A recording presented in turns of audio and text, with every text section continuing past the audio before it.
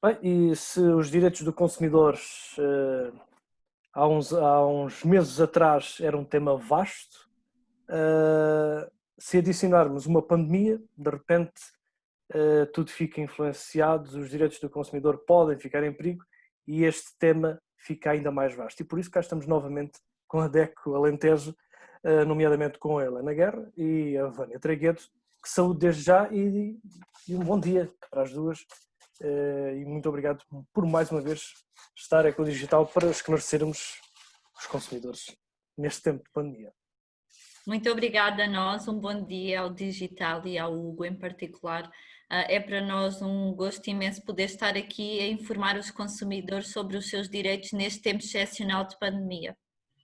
Exatamente. Bom, e começamos por falar sobre algo novo. Se na semana passada falámos das novidades das redes sociais, hoje podemos falar sobre um portal, uma plataforma, um site, como lhe queiram chamar, mas que é bastante importante, que é comprascomdireito.pt. O que é isto?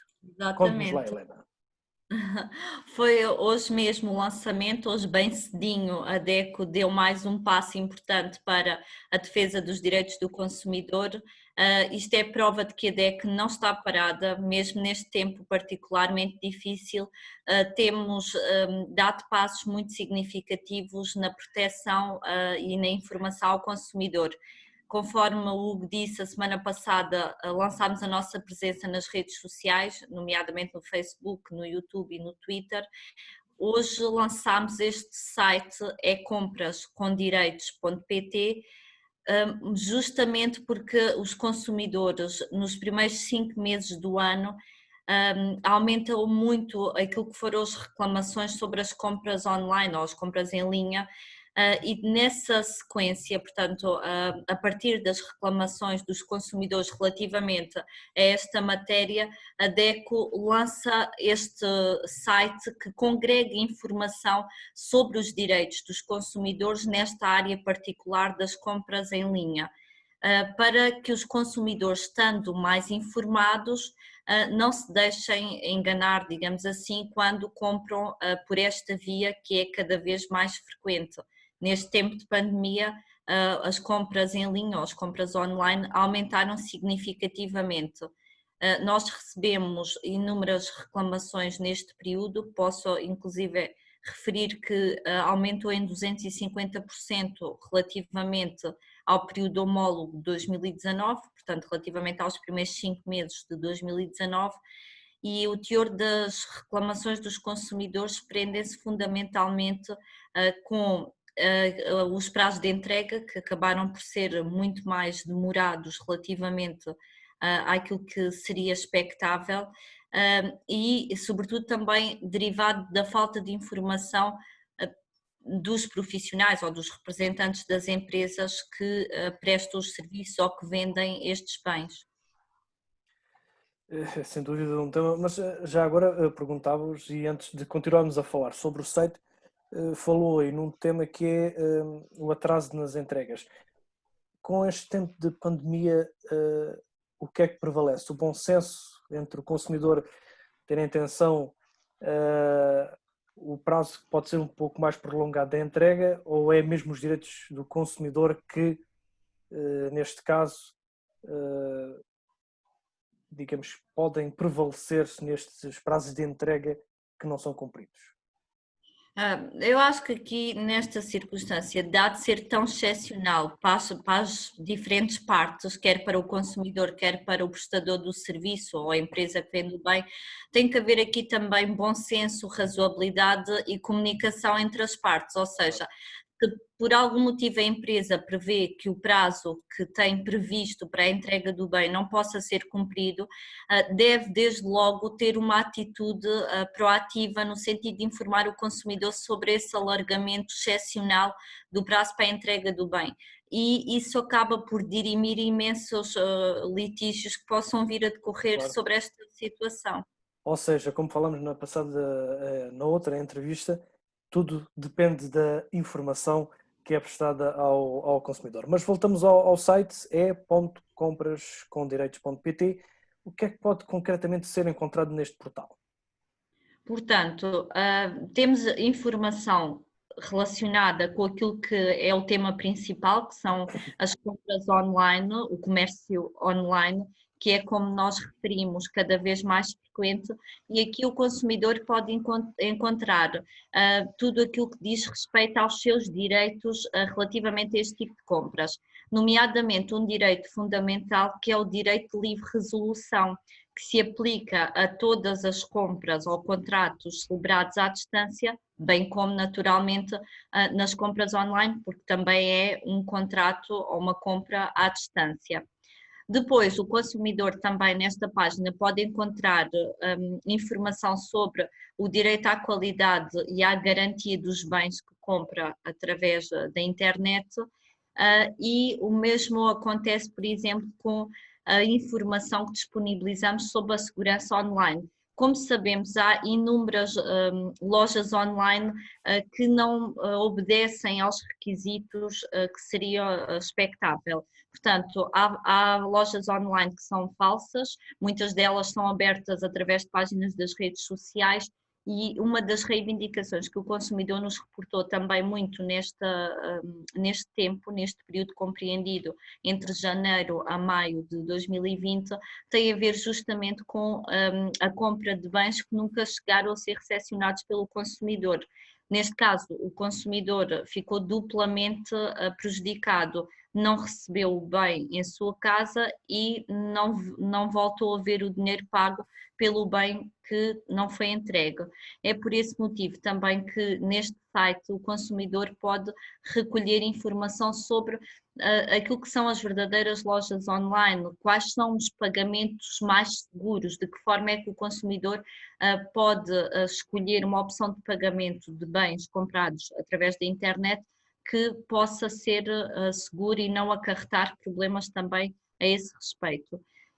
Este site está aberto a qualquer consumidor, portanto, pode qualquer consumidor, antes de realizar a sua compra online, verificar quais são os direitos e quais são as principais recomendações que deve ter em linha de conta antes de efetuar uma compra online. E sem dúvida vai ser um site muito visitado pelos consumidores, pois, como referiu, as compras online aumentaram e certamente os internautas querem saber mais sobre os seus direitos e certamente este site vai ajudar e muito. Não sei se quer acrescentar algo mais sobre este site. Ou Sim, se só passamos... dizer que também esta página também dispõe de um conjunto de perguntas frequentes que correspondem às principais dúvidas dos consumidores, e eu apelo a que os consumidores de facto também possam, através destas perguntas, rever as suas próprias dúvidas, nomeadamente, por exemplo, à utilização do livro de reclamações eletrónico, à compra através da internet em plataformas em que o consumidor está perante um particular e não uma empresa, e portanto aí há outras condições e os direitos do consumidor muitas vezes ficam de algum modo comprometidos, portanto é importante também saber como é que deve atuar se uma compra através de uma plataforma e diretamente a um particular, o que é que o consumidor pode fazer se essa compra não correr bem. E lá está a questão que eu acabei de referir, fundamental: como posso fazer pagamentos seguros na internet. São um conjunto de questões que são as principais que a DEC recepciona através dos consumidores e que, acedendo a elas previamente, o consumidor ficará com certeza muito mais informado e mais seguro face à compra online que venha a efetuar. Antes de passarmos ao próximo tema, a Helena falou aí numa situação que me surgiu logo aqui uma dúvida e que certamente também irá surgir a quem nos vê e quem nos ouve, nomeadamente com as garantias dos produtos. Com esta pandemia e neste tempo excepcional, houve algum aumento das garantias dos produtos e dos serviços prestados que o consumidor adquire? Houve algum alargamento também das garantias? Não, e a Eu digo colega isto, Joana... eu posso dar um exemplo prático que, e por exemplo, com um computador que tenho neste momento aqui à minha frente, da HP, em que recebi um mail da marca a dizer: devido a este tempo de pandemia, aumentamos a sua garantia por mais um ano. Isto pode ser mesmo assim ou será marketing das marcas? É uma política individual e própria dessa empresa, ou seja, foi com certeza por uma questão também de cortesia e para fidelizar o consumidor, naturalmente. A garantia legal dos bens permanece inalterada, ou seja, aquilo que a lei prevê para os bens móveis é uma garantia de 2 anos. No entanto, ainda num tempo anterior à pandemia, nós muitas vezes podemos encontrar numa loja um bem com uma garantia superior, não estando a prejudicar ou limitar os direitos do consumidor, pelo contrário, o consumidor é livre de optar por essa solução, que até acaba por trazer um benefício adicional. Claro. No entanto, volto a referir que a garantia legal dos bens mantém-se nos 2 anos. Bom, e passamos para o próximo tema, nomeadamente sobre as atividades que a DECO tem realizado nos últimos dias, nas últimas semanas, relativamente a este tema que é os direitos do consumidor, nomeadamente em tempos de pandemia. Estas atividades têm aumentado? Como é que tem sido, digamos que, a atividade da DECO nos últimos dias, nas últimas semanas? Esta matéria, por exemplo, das compras online já vem reportar e responder de algum modo à questão que coloca, porque só relativamente a esta matéria, conforme nós informamos, nos 5 primeiros meses recebemos 3.500 reclamações só das compras online. Também já aqui falámos sobre o apoio financeiro que a DEC prestou e que também totalizou, nem sequer foi nos 5 primeiros meses, foi num tempo muito mais curto, portanto no tempo em que decorreu, ou desde o início, digamos assim, da pandemia, a DECO registrou um aumento muito significativo do número de pedidos de apoio por razões de ordem financeira.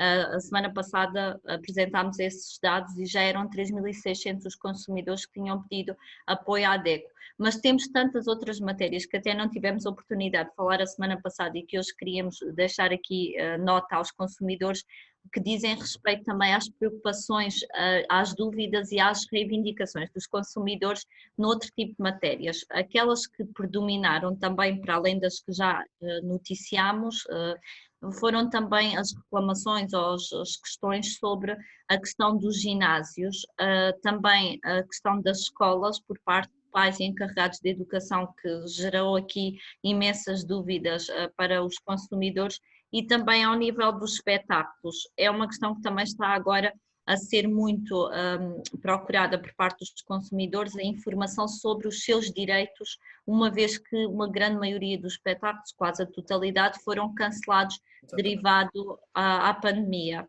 Portanto, sobre esta matéria, nós queremos também dizer ao consumidor que foram criadas medidas excepcionais para que o consumidor não fique prejudicado no âmbito destas matérias. Mas ainda antes de irmos aos espetáculos, também às escolas e aos ginásios, a DECO nos últimos tempos tem feito aulas abertas para as escolas da rede DECO. Quer-nos explicar um pouco melhor esta situação? Até mesmo falando das escolas, é muito frequente este tipo de aulas abertas da DECO? Sim, nomeadamente para os direitos do consumidor.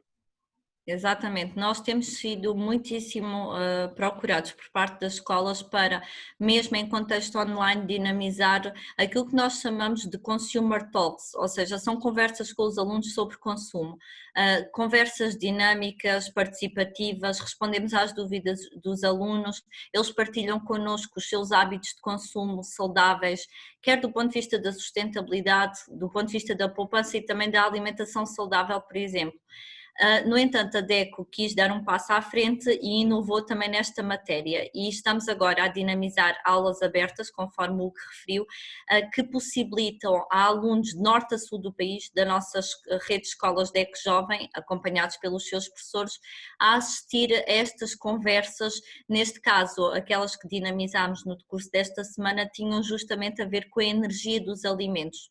Nós estamos em pleno mês da energia, e a energia não é só a energia elétrica que nos permite ligar os equipamentos de que fazemos uso no nosso cotidiano, mas também há a energia dos alimentos, e quisemos debater com as escolas a importância de conhecermos os alimentos por dentro, conhecermos o rótulo dos produtos alimentares para fazermos escolhas mais acertadas. Já vamos. A pandemia convém mesmo para não aumentarmos também o nosso volume. Exatamente. Neste momento já dinamizámos 2 aulas abertas, mas ainda está mais uma programada para a próxima quarta-feira, e posso desde já dizer que já foram centenas os alunos que participaram nestas aulas abertas, de escolas com representação nacional, de norte a sul do país, o que nos deixa naturalmente muito satisfeitos. As webinars também têm dado, digamos, muita atividade à DEC nestas últimas semanas. Exatamente, os webinars são mais especificamente concebidos para os nossos parceiros representantes das autarquias com quem a DEC trabalha, e o primeiro que a DEC dinamizou relativamente aos principais direitos do consumidor neste período de pandemia contou com a presença de cerca de 50 representantes das autarquias de norte a sul do país. Já agora perguntava-lhe qual tem sido a diferença que a DEC tem notado relativamente a conferências que realizava anteriormente, presencialmente, e agora com estes webinars. Portanto, a principal diferença é que quando nós vamos a um contexto presencial, nós abrangemos um número menos alargado, digamos assim, de alunos, ou seja, estamos a dinamizar aquela sessão para uma turma, para 2 turmas, por exemplo. Esta possibilidade de realizarmos online, através dos webinars ou das aulas abertas, permite-nos, de uma só vez, digamos assim, congregar um número muito mais alargado de escolas no mesmo evento. Claro. E também a possibilidade de um dos nossos formadores, no caso da aula aberta sobre a nutrição, foi justamente uma nutricionista, nossa colaboradora, e portanto ela, sem se deslocar do espaço onde se encontra, pode dinamizar uma sessão para representantes de várias zonas do território, o que também agiliza bastante a possibilidade de nós chegarmos aos consumidores neste momento particular, em que não podemos fazer as sessões presencialmente. Claro. Também outra das iniciativas da DEC são os newsletters, que também dão uma grande ajuda neste tempo de informação nomeadamente para os parceiros e para os consumidores. Exatamente, a DECO já lançou as 2 primeiras newsletters para a nossa rede de autarquias com quem nós trabalhamos de forma mais próxima. No fundo, pretendemos estreitar a comunicação com as autarquias que são nossas parceiras, possibilitando o conhecimento dos agentes locais e dos técnicos com quem nós trabalhamos acerca daquilo que são as principais matérias em discussão nesta altura sobre os direitos do consumidor e o que é que a DEC anda a fazer para se manter ao lado do consumidor na defesa dos seus direitos. No fundo, a newsletter é uma via para comunicar de forma mais próxima com os parceiros neste momento. Cá está, a informação e a comunicação sempre importante para os direitos do consumidor. Bem, agora vamos então à parte prática, digamos assim, dos direitos do consumidor e que tantas dúvidas têm causado nos últimos tempos em que tudo se alterou no dia a dia de cada um.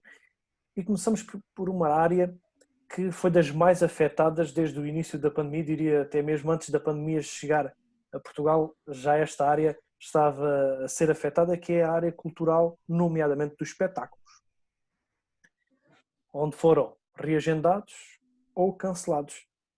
E o que é que podemos dizer dos direitos, nomeadamente do consumidor que queria ir a um espetáculo e foi impedido por causa da pandemia? Efetivamente, os espetáculos culturais foram um dos principais setores a ser afetados desde o início da pandemia, um pouco a nível mundial, não só no nosso país.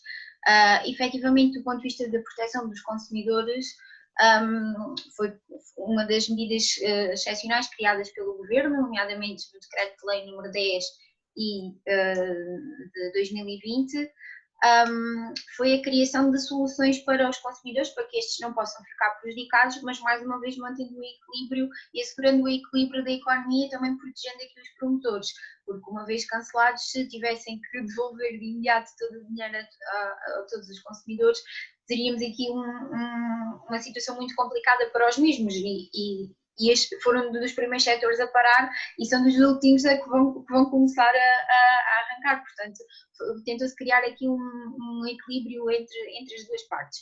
Por isso, todos os espetáculos que sejam cancelados por conta da pandemia a partir do dia 28 de fevereiro de 2020 e numa fase inicial até 90 dias úteis após o término do estado de emergência, esses espetáculos teriam quase como obrigação, se assim fosse possível, de um reagendamento num período do ano. Portanto, se fosse possível reagendar este espetáculo num período do ano, o mesmo deveria ser feito, comunicando esse facto aos consumidores, porque podia implicar, por exemplo, a troca do bilhete que o consumidor já pudesse ter adquirido, mas mantendo aqui algumas regras, porque embora possa implicar uma alteração do local, horário e data, não é? Porque obviamente é um ano depois, mas não tinha que ser exatamente naquele dia, foi circunscrito até em termos locais que o espetáculo devia ser remarcado num raio de cerca de 50 km do local inicial acordado, ou na mesma cidade, ou até mesmo, quando assim se enquadra, na mesma área metropolitana, para que os direitos do consumidor, o interesse do consumidor em ir àquele espetáculo se mantenha nas condições que inicialmente tinham sido apresentadas e por isso ele tinha adquirido os bilhetes para ir ao espetáculo. Se esta remarcação, se este reagendamento não fosse possível por parte dos agentes promotores do espetáculo, o cancelamento total do concerto deve ser comunicado aos consumidores, sendo que estes terão que ser reembolsados num prazo máximo de 60 dias úteis após a comunicação do cancelamento. E se não forem, pelo que sei, há coimas para quem violar estes direitos do consumidor. Sim. Que vão dos 250 aos 2.500 euros. Sim, neste momento também estamos à espera, sabemos que já foi promulgado pelo Presidente da República, estamos à espera da publicação de um novo decreto-lei que fará mais uma alteração ao decreto-lei que mencionei inicialmente, estendendo aqui o prazo da proibição dos espetáculos e festivais da mesma natureza, não é? Até 30 de setembro de 2020. Portanto, enquanto que inicialmente eram todos os espetáculos que se realizassem e que tivessem sido cancelados de 28 de fevereiro até 90 dias após o término do estado de emergência, agora baliza no final os 30 dias o 30 de setembro de 2020. Sim. Sendo que estão abertas algumas exceções, porque se tratar de um espetáculo em que seja num local com lugares marcados, isto é, segundo as indicações e os conhecimentos que nós temos, porque estamos à espera de ter o conhecimento do conteúdo certo do decreto, mas tudo aquilo aponta para que locais em que os espetáculos fossem realizados, mas que sejam com lugares marcados e que permitam assegurar as regras de segurança indicadas pelas entidades competentes, existe abertura para que o mesmo se realize. E eu agora pergunto, e se houver uma sala de espetáculos que reúna todas as condições para que o espetáculo se realize, mas e se o promotor não quiser dar esse espetáculo e alegar que é por causa da pandemia? Mas a sala de espetáculos tem todas as condições para dar espetáculo. A sala de espetáculo pode ter todas as condições para proporcionar o espetáculo. Agora, o promotor é que é o principal responsável por assegurar que todas as condições estejam reunidas. E nós sabemos que muitas dessas reuniões passam muitas vezes pela conduta que os próprios consumidores têm quando se deslocam aos locais. Se utilizam a máscara, se não utilizam a máscara, se desinfetam as mãos, se não desinfetam as mãos. Portanto, o próprio promotor pode entender que não reúne ele próprio condições estruturais de organização para assegurar que todos estes elementos de segurança estejam cumpridos. Portanto, não basta ser um sítio aberto ou fechado, que tenha lugares marcados e que permita um lugar de intervalo por cada consumidor. Portanto, há todo um restante que depende do civismo e da interpretação de cada pessoa. Eu aqui estava a ir mais para o lado menos Menos fidedigno de um promotor que pode alegar a pandemia para não querer dar um espetáculo, mas também não querer ressarcir o consumidor. Também pode acontecer.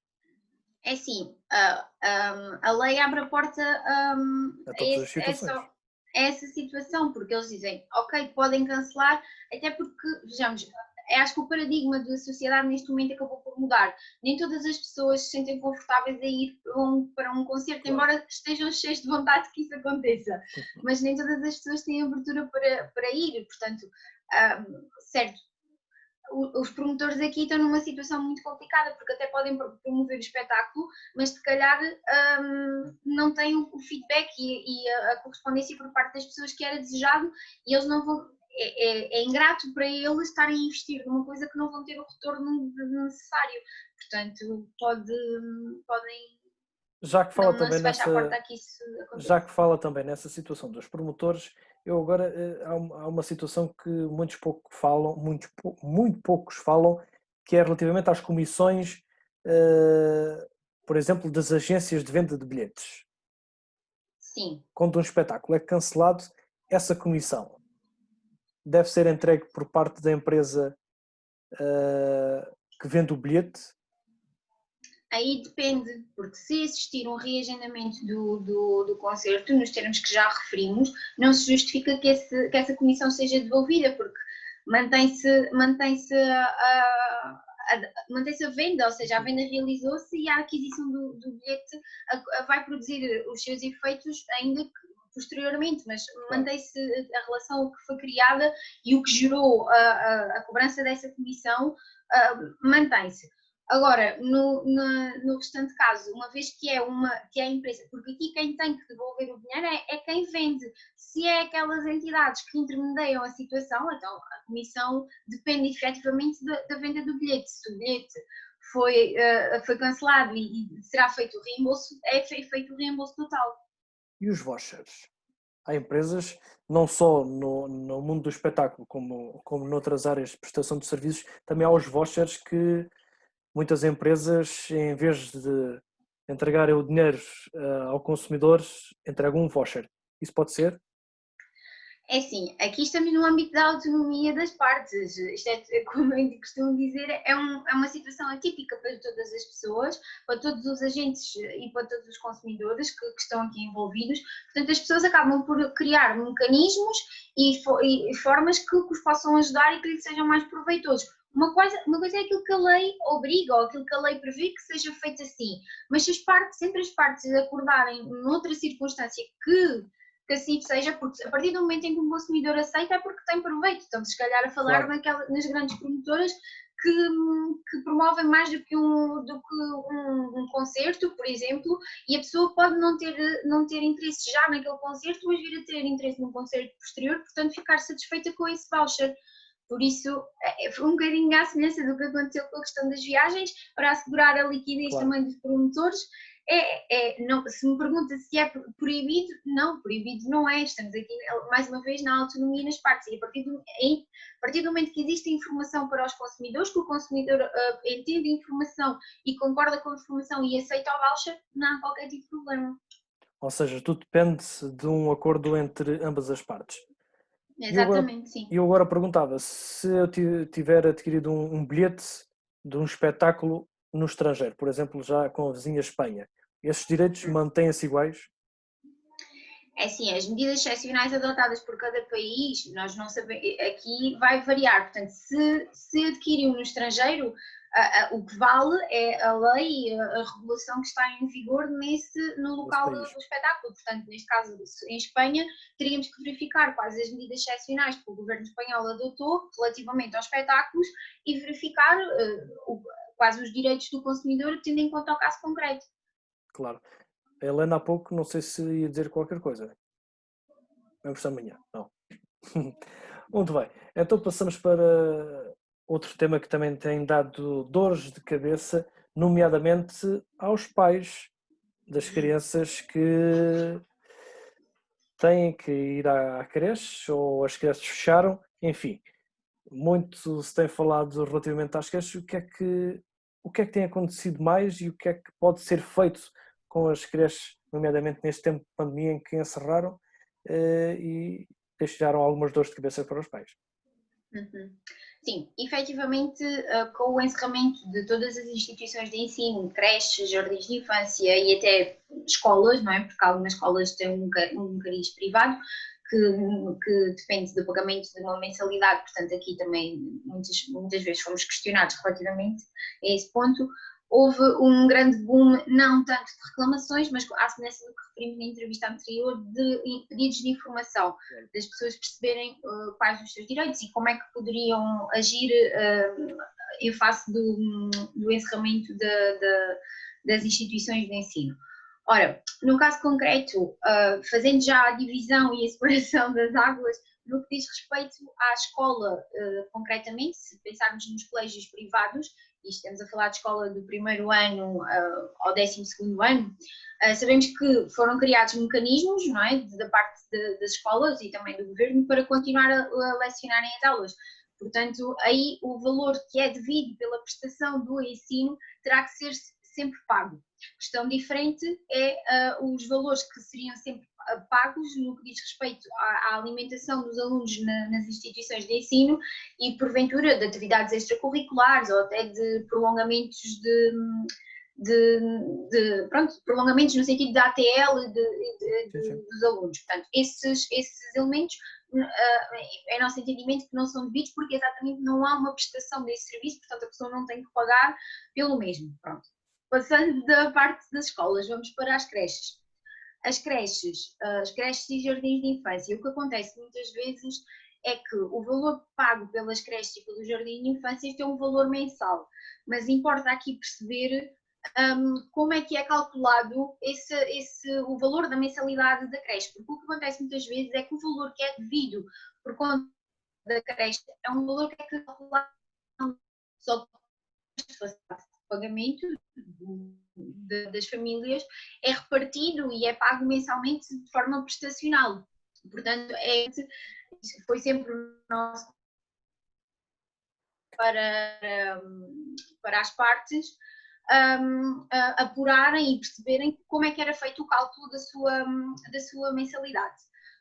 Outro ponto importante era as partes, nomeadamente os pais, consultarem o regulamento da instituição de ensino das crianças e o próprio contrato de prestação de serviços quando este existisse, porque o que verificámos é que existem algumas entidades prestadoras de serviço que no próprio contrato de prestação de serviços ou no regulamento da instituição prevêem uns descontos para situações nestas circunstâncias, em que por alguma razão a creche tenha que encerrar ou que exista alguma situação paralela em que possa ser aplicado.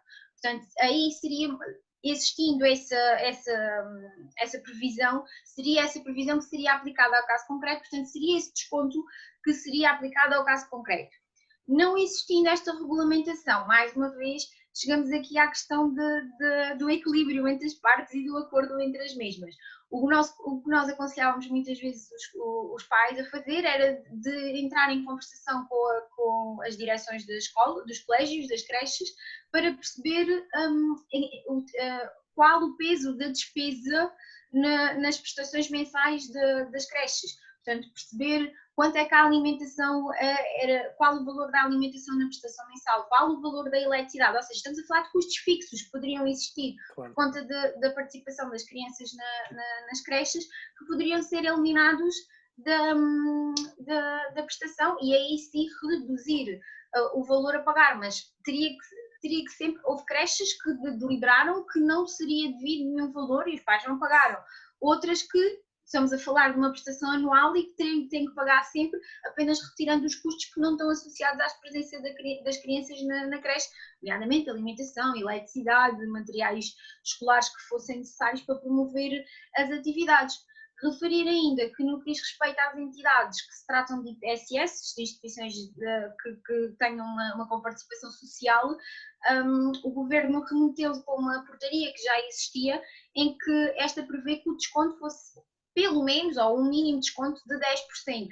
que poderia ser mais. Houve muitas instituições que se agarraram com unhas e dentes a essa portaria e defendiam apenas e só os 10% do desconto, o que não era satisfatório para a maior parte dos pais, que entendiam que o desconto devia ser proporcional ao desconto que muitos deles estavam a ter relativamente aos apoios à família que foram criados, ou seja, se estavam só a receber 66% do seu vencimento, também seria o desconto no colégio, na creche, na mensalidade, deveria ser proporcional ao desconto que foi feito no seu vencimento. Mas umas vezes foi possível, por acordo e conversação entre as partes, outras vezes não. Até porque muitas dessas IPSS, pelo que sei, recebem apoio do Estado, não é? Sim. Têm essa obrigação de pelo menos terem atenção aos seus utentes das IPSS, o que por muitas vezes não acontece. Aliás, muitas vezes o próprio cálculo da mensalidade da creche é tido em conta o valor que é recepcionado pelo Estado, ou seja, vou tirar números para o ar, mas são 200 euros porque o Estado dá os outros 50 que seria o valor normal a pagar, portanto há sempre essa ponderação. Só que remetendo diretamente o Estado na questão das IPSS para a portaria, para ferir de alguma forma o desconto que deveria ser feito, nomeadamente esses 10%, como já referi, muitas das entidades agarraram-se a isso e entendiam que eram os 10%, só porque a letra da lei diz é pelo menos 10%.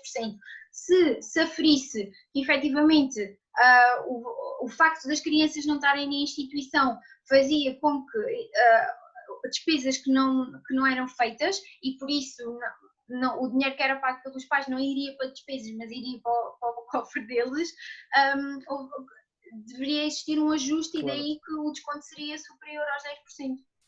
E agora uma situação que certamente também poderá acontecer, que é os estabelecimentos de ensino, alguns deles já puderam reabrir nos últimos dias, mas os pais podem achar que ainda não é a melhor altura para irem para a escola por motivos de segurança. O estabelecimento de ensino pode cobrar ou não algum tipo de mensalidade, visto que já pode abrir. O serviço está lá para ser prestado, a criança é que depois já não foi. Exatamente. Já temos recebido alguns contactos nesse sentido, porque de acordo com o que foi decretado pelo Governo desde o dia 18 de maio, que algumas instituições já se encontram abertas, só que ainda existem pais que estão a beneficiar dos apoios das famílias, há pais que estão em teletrabalho e há pais que efetivamente que entendem que não estão reunidas as condições e o risco das crianças irem para os colégios. O que acontece neste caso é que aqui o facto da criança não ir ao colégio deixa de estar imputado a uma situação de calamidade ou uma situação de obrigação de não ir por estar fechado a instituição de ensino. Aqui a criança não vai por uma situação que lhe é imputável a ela, neste caso aos seus pais, portanto, por não querer. O que acontece muitas vezes é que os próprios, como referi há pouco e assumem uma extrema importância, os próprios regulamentos das instituições e os contratos de prestações de serviços celebrados entre os pais e as instituições de ensino. Porque a grande maioria delas prevê em casos tem cláusulas referente ao pagamento da mensalidade quando a criança se ausenta do estabelecimento por mais de 15 dias, por exemplo. Ou seja, aí o que acontece é que neste caso, como é uma situação imputável à criança, a maior parte dos regulamentos e dos contratos de prestações de serviço prevê esta situação e estando prevista esta situação, o desconto a aplicar na mensalidade, porque a maior parte deles prevê um desconto na mensalidade, terá que ser respeitado aquilo que está no acordo. É óbvio que se me disser assim, estes pais estão numa situação de extrema dificuldade económica, é óbvio que aqui o nosso conselho sempre é dirigir-se à direção da instituição e tentar aqui um parcelamento da prestação, um acordo, uma diminuição, expondo efetivamente a situação económica em que os mesmos estão para que seja possível chegar a um acordo proveitoso para ambas as partes, porque depois o que acontece, e algumas instituições têm dito, é que a criança pode perder a questão da matrícula. E como estamos aqui numa fase transitória que muitas vezes que não sabemos ainda muito bem, é mais vale tentar entrar num acordo e que seja proveitoso para ambas as partes do que quebrar de imediato a relação, claro, quando assim não se justifica, não é? Ou seja, mais uma vez, informação ou também o acordo entre ambas as partes. isto é sempre a terem atenção nos direitos do consumidor, principalmente a informação, para que tudo corra pelo melhor. Tal como acontece também, penso que podemos ir já aos ginásios. E esta conversa vai-me cansar. Vai-me cansar porque falar de ginásios é sempre uma canseira para mim. Mas, no entanto, não é canseira nenhuma falar nos direitos do consumidor, nomeadamente dos ginásios que ainda estão fechados e não há previsão de quando é que possam reabrir na sequência desta pandemia. Há quem entenda que os ginásios podem já abrir dia 1 de junho, como abrem as grandes superfícies comerciais. Há quem entenda que os ginásios, cumprindo algumas regras de segurança, como na maior parte das atividades, possam já abrir dia 1 de junho. Aliás, há ginásios, por aquilo que já nos chegou ao conhecimento, que estão a adotar já outras circunstâncias, nomeadamente a questão de quem tenha apoio de personal trainer, em que os chamados PTs são dados até nas instalações do ginásio ou numas instalações adjacentes, mas em vez de ser no ambiente ginásio, com todas as pessoas envolvidas, é mais circunscrito, é só apenas o personal trainer e a pessoa num determinado local. E esta questão leva-nos à interpretação daquilo que é também um dos direitos do consumidor relativamente ao encerramento e à suspensão da prestação de serviço dos ginásios. À semelhança do que referimos relativamente às creches, aqui mais uma vez é importante a consulta do contrato de prestação de serviços feito com o ginásio, porque mais uma vez o contrato pode prever algum regime especial, alguma cláusula de suspensão do contrato relativamente a estas circunstâncias, e aí, prevendo essa possibilidade, o consumidor pode se dirigir à instituição, ginásio, e dizer: eu quero suspender o meu contrato, e o contrato é suspenso e aí não é devido a qualquer tipo de montante relativamente à mensalidade do ginásio, porque efetivamente o contrato está suspenso, não produz os seus efeitos e não lhe são prestados os serviços. Quanto a isso, não há problema algum. O que se tem verificado é que a maior parte, ou uma grande parte dos ginásios, se tem reinventado e tem conseguido arranjar mecanismos de ensino, neste caso, de prestação de serviços à distância, tendo em conta os serviços que eles prestam, disponibilizando aulas online, disponibilizando tutoriais em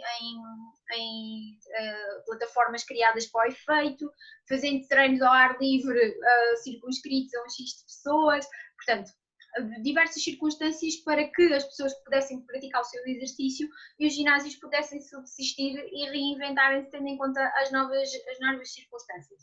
Ora, neste caso concreto, o consumidor aceitando a prestação de serviço nestas circunstâncias, é óbvio que uma vez que lhe estão a ser prestados serviços, no sentido inverso, o consumidor terá que pagar. Se me pergunta se é o valor da mensalidade normal, pode ser, pode não ser. Há ginásios que fazem descontos, uma vez que, por exemplo, as pessoas o ginásio não tem o gasto das pessoas, por exemplo, no balneário, não tem o gasto, por exemplo, da energia. Portanto, há ginásios que acabam por diminuir a mensalidade que seria devida, mas cobram alguma coisa porque estão a ser previstos, estão a ser prestados serviços que estão contratualizados e que o consumidor está a beneficiar dos mesmos. Portanto, mais uma vez, é uma questão de informação, equilíbrio e aceitação. Mas neste caso dos ginásios, como sabemos, é um serviço específico de treino, nomeadamente num espaço com máquinas, enfim, e outro tipo de equipamentos. Essas aulas online podem se enquadrar neste serviço prestado, não sendo, digamos que, algo que está imputado só aos ginásios. Aulas online qualquer pessoa tem, no entanto, podem ser cobradas aulas online por parte dos ginásios, visto que ginásios é algo físico e não online. É assim, as pessoas quando celebram o contrato de prestação de serviços, celebram o contrato no seu todo. Ou seja, o ginásio, em regra, oferece o serviço da sala de máquinas que as pessoas podem usufruir, como oferece o serviço da prestação de aulas ou como oferece o serviço dos PTs, das aulas com os seus personal trainer. Ora, o facto das aulas serem online são aulas que já estariam, que estariam cobertas pela prestação de serviço. O Hugo está-me a perguntar diretamente relativamente aos exercícios que dependem da existência de máquinas e que se poderia ser ou não. Mais uma vez, como referi anteriormente, se o consumidor aceita estas circunstâncias, se o consumidor aceita o benefício de ter as aulas desta forma, ainda que esteja privado, porventura, da sala de máquinas, mas tem o personal trainer, não é? Portanto, está a aceitar, portanto terá que ser cobrado o serviço. Há uma situação também no ginásio que é a fidelização, que muitas vezes acontece. Sim. O que é que pode ser feito ou não? A fidelização termina, neste caso, quando o ginásio fecha? Neste caso concreto, não existe nenhuma regulamentação como existiu na fidelização relativamente às telecomunicações, como falámos na última entrevista. Não há nenhuma regulação de momento nesse sentido relativamente aos ginásios. Portanto, aqui mais uma vez terá que ser de acordo com o acordo entre as partes e com a conversação entre eles, ou o próprio contrato prevê, porque estamos perante uma alteração das circunstâncias anormal e as pessoas, como eu referi há pouco, podem querer suspender o contrato ainda que estejam fidelizadas. E à semelhança também do que referimos relativamente aos concertos, se calhar grande parte dos consumidores até pode não se sentir à vontade de eles parece ir a um ginásio, ainda que ele esteja aberto. Portanto, vai depender aqui sempre do bom senso e do acordo entre as partes aqui. Sem dúvida alguma que o maior conselho que nós podemos dar relativamente a essa questão da fidelização nos ginásios é a conversa, a interpelação do consumidor junto da direção do ginásio para chegarem aqui a um entendimento. Muito bem. Bem, por hoje eram estes temas que tínhamos, já ultrapassamos mais uma vez o nosso tempo, porque o tema direitos do consumidor é sempre muito vasto e há sempre muita coisa para falar. Mas não sei se querem acrescentar algo mais, talvez a Helena relembrar os contactos e o site e tudo e mais alguma coisa que a DEC tem para oferecer ao consumidor.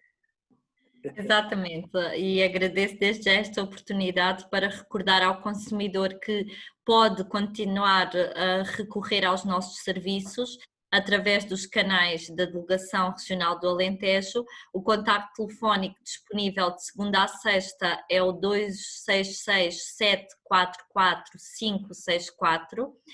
Qualquer consumidor pode recorrer a este apoio por esta via ou remetendo o e-mail para deco.alentejo@deco.pt.